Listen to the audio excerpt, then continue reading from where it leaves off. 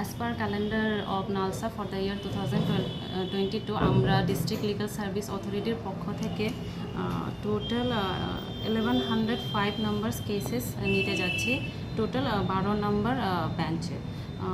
তো এটার মধ্যে আমরা 205টা পেন্ডিং কেসেস আমরা নিচ্ছি 9টা কোর্টে, আর বাকি STLSC সদরের পক্ষ থেকে 900 নাম্বার কেসেস, যেগুলোর মধ্যে 400 number cases bank loan recovery আছে, আর BSNL কেসেস 500টা আছে। তো আমরা আশা করি কি এই লোক আদালতটা সফল হবে আমাদের। একদিনে? হ্যাঁ, আজকে একদিনে। আজকে আমরা 10টা থেকে 3টা পর্যন্ত করছি এটা, আর কিছু।